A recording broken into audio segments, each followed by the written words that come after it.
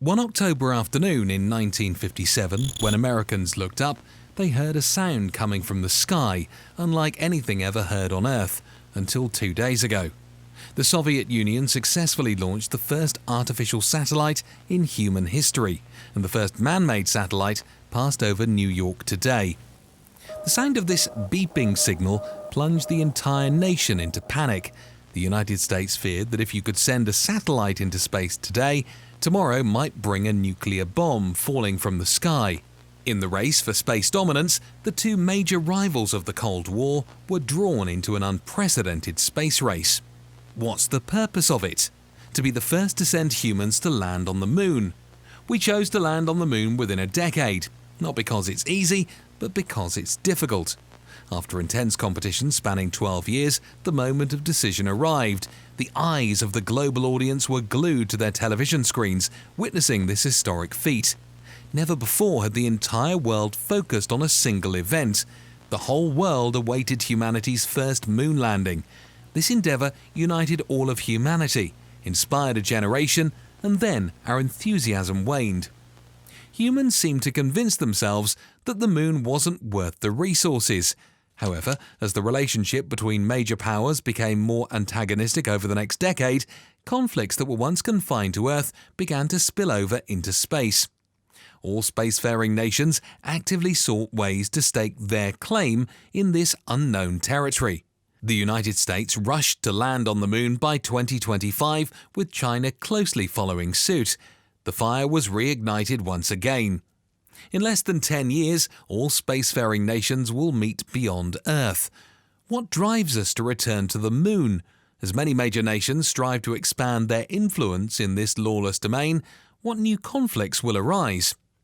Hello all Earthlings, welcome to my channel. Space news is rarely covered by the media because most people think it's distant and disconnected from our daily lives.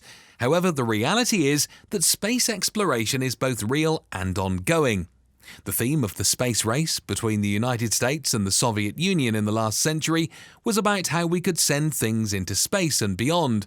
This certainly is mainly about exploring what's out there. After watching this video, you'll understand why. In this video, we'll explore three main topics. Why are countries racing to land on the moon again?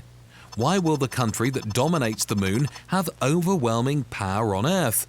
And why will the process of lunar development lead to a significant increase in space conflicts? If you enjoy topics like these, remember to subscribe and turn on the notification bell. Humanity's return to the moon. I believe the United States should take humans to the moon and safely return them to Earth within the next 10 years. Humanity will return to the moon in less than 10 years, and there's growing fear and excitement about it. China is also planning to follow suit and achieve its first lunar landing by 2030. Russia has similar plans and intends to cooperate with China. Europe announced its lunar exploration plans a long time ago. The United States is in a hurry to return to the moon by 2025 with its Artemis program. Why return to the moon? Why are countries racing to land on the moon again? The first reason is resources. There is evidence that the lunar surface may contain valuable metals critical to modern technology, such as silicon, titanium, aluminium, and rare earth elements. Many countries want to compete for these resources, especially those who do not want to depend on China, which holds 1/3 of the world's known rare earth reserves. The second reason is energy. While the moon doesn't have oil, it does have the potential for energy generation. Helium-3 is a resource found on the moon that could potentially be used for nuclear fusion, which is considered the ultimate goal of energy production. The third reason is a way station. Building rockets requires a lot of fuel, and the moon's lower gravity makes it easier to launch from there. Scientists also believe there is water at the moon's poles, which can be converted into rocket fuel, making the moon a potential refueling station for missions beyond the moon. Space rules and conflicts. The rules of the space game don't exist in a strict sense. There are legal loopholes in space law. For example, the Artemis Accords led by NASA and signed by many developed countries established principles and guidelines for space exploration. However, two major spacefaring nations, China and Russia, have not joined. This has raised concerns as the accords allow signatory countries to establish safety zones on the Moon to protect their astronauts and assets. This could potentially lead to disputes if a Russian spacecraft were to land in an area claimed by Japan or the United States for mining activities.